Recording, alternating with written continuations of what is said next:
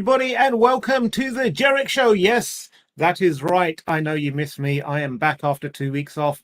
And so let's get straight into it. Let's bring in Eric and let the roasting commence.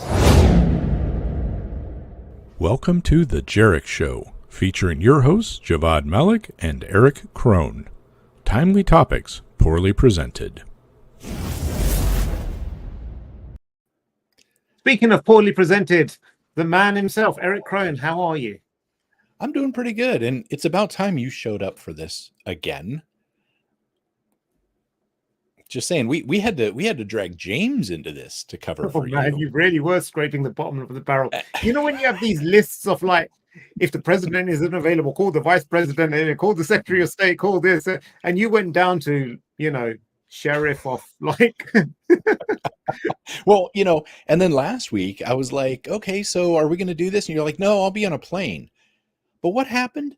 About 5 hours after we would have been recording, I see a picture of you going, "Are we getting on the plane now?" I'm like, really? Come on, man. Well, look, I don't know. I don't know about you. Maybe you live in an airport like Tom Hanks in The Terminal. To like travel like 3 hours to get to the airport, then be there 3 hours ahead of time, and then check in, and then everything. So it's 6 to one, half a dozen to the other. Yeah, I forget. You end up having to do the searches. I forget that. I didn't this time, actually. Really? Oh, okay. Anyway, are you interested in making an extra $50 a month for very little work? You've asked me this before, and the answer is still no, Javvad. No, the correct answer is you already make a lot of money for doing very little to no work. Well, let me hear. Is this like selling Avon or something like that? So this is something Jack Rosider tweeted out. You can. We need you to put our very small credit card size computer devices on a variety of networks. If you have a router, know how to plug an Ethernet cable and a micro USB power supply, then you're qualified for the gig, Eric. You are qualified. I have just the opportunity for you. You have to keep it on for an indefinite period of time. And when you are done, you get $50 a month, and we pay to have the unit shipped to you and back. Email if interested. Serious inquiries only. And please include a name, number, email, and best time to contact you. Yeah, the company you work for, where you're going to plug this in. If you're going to do it at home, we need to know a few other. I mean, this is crazy. This is a Raspberry Pi that you're just going to plug into your network for $50 a month. I mean, that's you gotta figure that's kind of brilliant for these folks to go out and just advertise something like that. I mean, that's pretty gutsy too. It is. I suppose the other way, if I was these criminals, I would just stick Christmas tree light or a lava lamp on it, and then say, get this device, plug it into your laptop, and it's a laptop lava lamp. And you actually charge them for it. You sell them on eBay or Amazon. It's a smart lava lamp. Yeah, exactly. No, I mean, this is just such a bad idea to just plug stuff into your network. I mean, hello, reverse proxies, shells, whatever you want, command and control for, Conti. I don't know. Any of those sorts of things could be happening with this. It's just such a bad idea. I don't know, but this is very clever. This is very interesting. And folks, don't do this. Okay. Yeah. But, it does raise a question. We laugh at this, but then how many devices do we just willy-nilly just plug into stuff anyway? They're like the cheap tat you buy off AliExpress all the time, and it's being shipped to your house 6 months later, and you don't even remember when you ordered it. And you're like, whoa, it looks okay. It's like a camera with infrared and some knockout darts. Yeah, what's the worst? That's kind of a good point, plugging things in. And first of all, I do have to say, Jack Rosider here, I got to plug his podcast. He's got one of the best ones out there, Darknet Diaries. If it's a choice between listening to us and him, absolutely listen to him every single time. But speaking of plugging things in, Javvad, go back to the screen, like with both of us, full screenish. Okay. Okay. So yes. Come on now, today. There we go. Okay.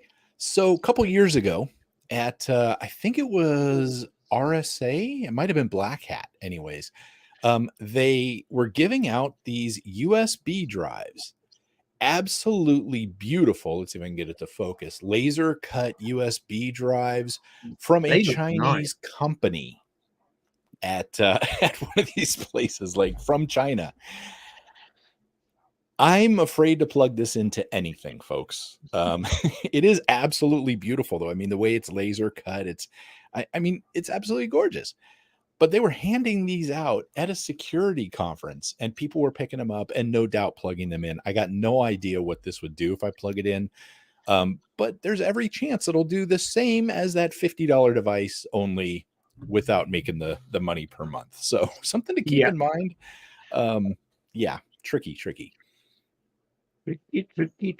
So 83% of employees continue accessing old employers' accounts.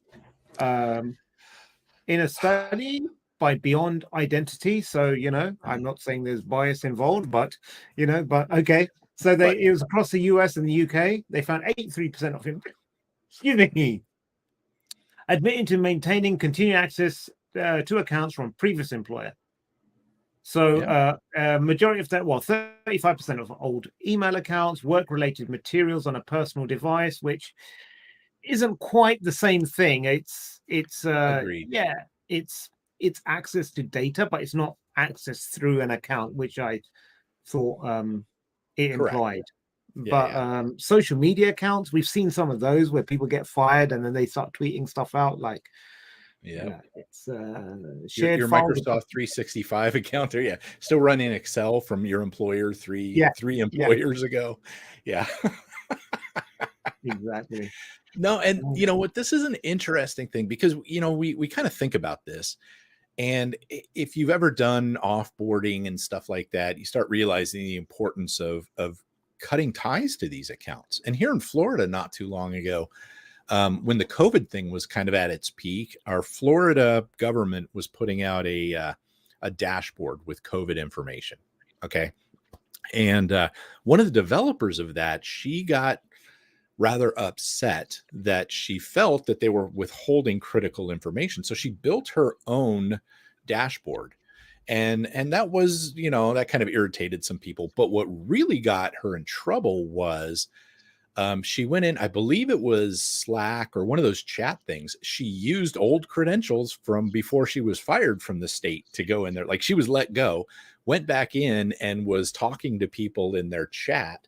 Why? Because shared passwords, because things were not shut down right. I mean, this stuff happens all the time, that people end up leaving and they still have access to these things because we use the same password for all of these people on a social media account instead of using something we can delegate authority through or something like that. And it ends up biting companies right in the butt sometimes. It does indeed. I don't think there's much else I can add to it because I think you've said brilliant. It all. Yeah, brilliantly. Conti ransomware decryptor, TrickBot, source code leaked. What is this all about? Yeah, so now this isn't going to help right now, but there's a decryptor that leaked for the older versions of Conti. And basically what happened here, I thought the interesting part on this was one of the Conti ransomware gangs. And I mean, if you look at Conti is a huge one out there. It is one of the biggest ones that causes problems all the time, right? Conti is huge. Well, this person apparently, Conti came out and they said, we support Russia. We're going to support Russia. And this person was a Ukraine supporter. That was one of their folks, and said, oh, hell no, or hell's to the no. I'm not sure which. I don't know what generation he's from. But anyways, dumped a whole bunch of chats, dumped some source code, dumped all kinds of stuff out there because he's pissed at them for supporting the Russian government rather than Ukraine. This is an interesting thing, and I don't know that I've seen something like this happen within these cybercrime communities quite to this scale before. No, this is very, very interesting. And, it just goes to show how highly politicized, well, the world's always been highly politicized, but it shows how much of an impact the digitalization has on this politicization. So I don't think it's anything you can separate out. You can't say, well, politics on one side, technology on the other. They're just so intertwined in organizations and nations and the economies, and so you have to bear in mind that any political action will have an impact on technologies and the delivery of services and the availability of services and the sides that they're taking. I mean, we even see, even during election time, some CEOs of some organizations, they take the chance to, air their political views. And sometimes it's, I support so-and-so candidate. And sometimes it's works, and other times it will turn off some of their customer base. And but that's just when you go out there with such a bold statement of taking sides, you have to expect there's going to be internal and external blowback.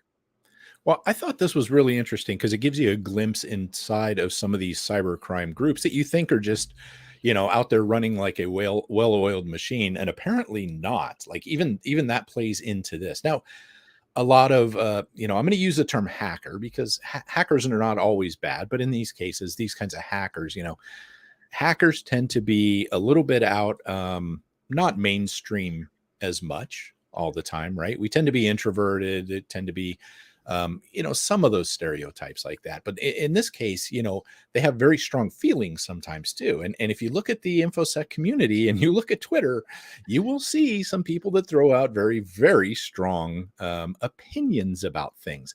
And I'm picturing this as being no different internally. Now, they dumped like 60,000 internal chat messages between the Conti group folks. I mean, that's a lot of data. And I have a feeling that this isn't done yet. I think there's still more data coming because this has actually been trickling out for a little while now. So interesting times ahead for the Conti group. All I can hope is that something comes up that maybe it identifies some people and this can get shut down. Because frankly, again, Conti is one of the really bad ones out there.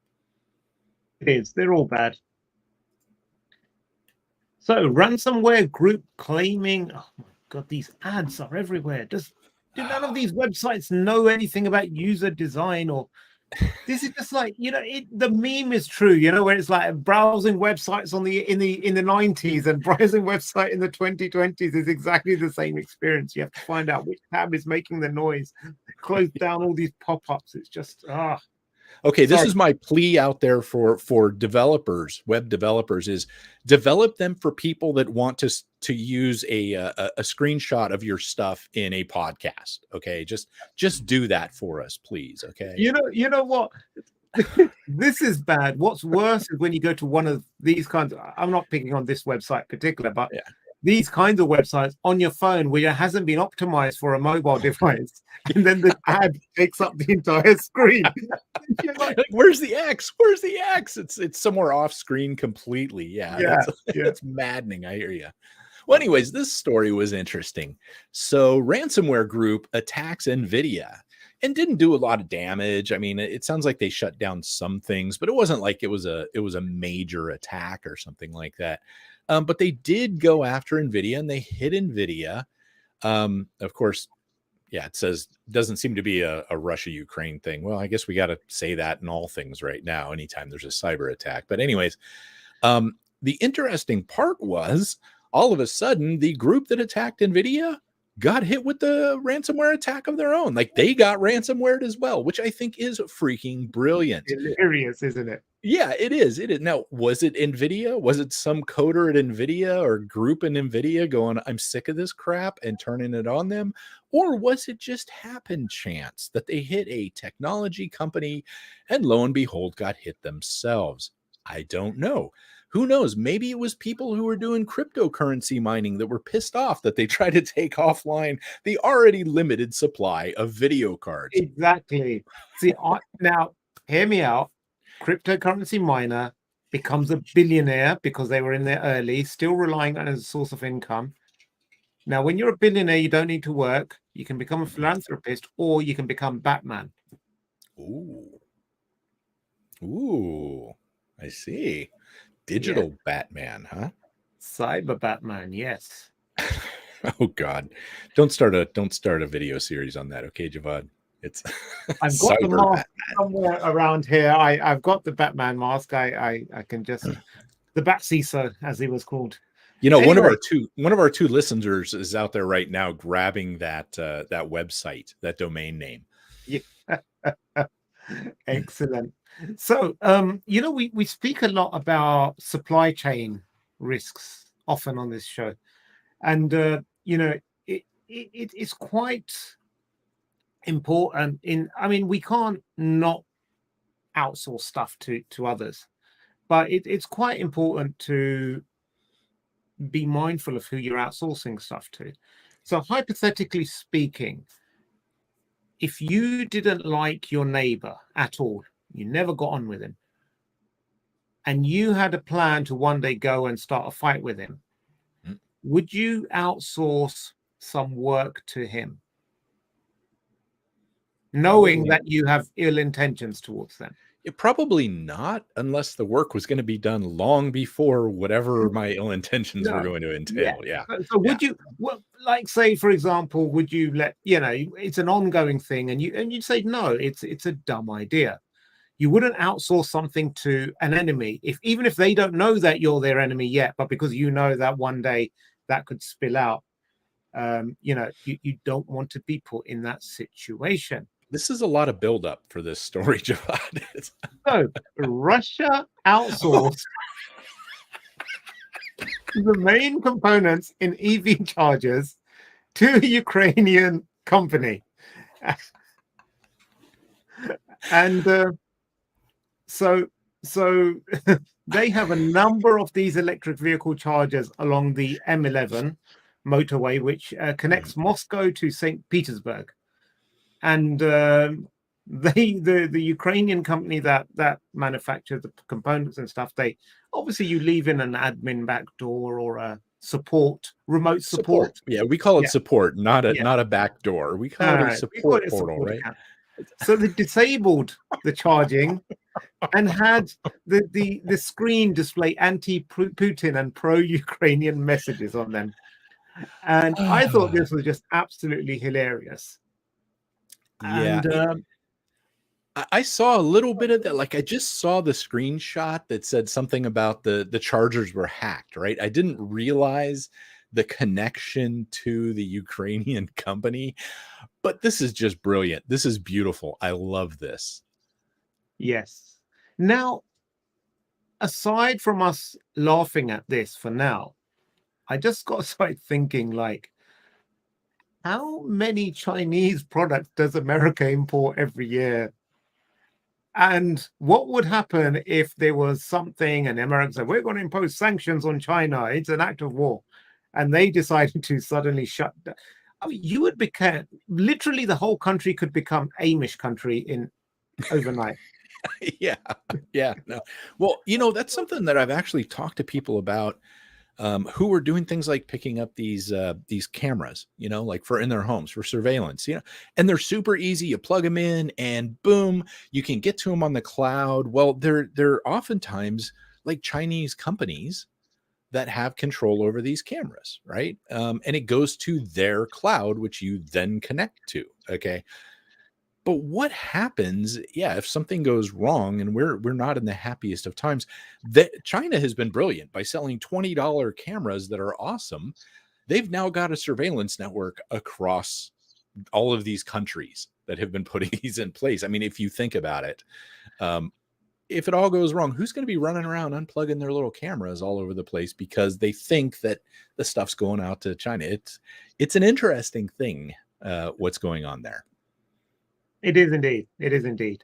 And I think that's a good thought experiment we can leave to our viewers, all three of them. So after stuff like this, we should probably, I got a merch idea, right? We need to branch out into merch. I don't know what he's talking about, merch. So anyway, we won't labor you with stuff like that. But thank you for joining us. Great to be back. And we hope to see you again next week on The Jerich Show. Stay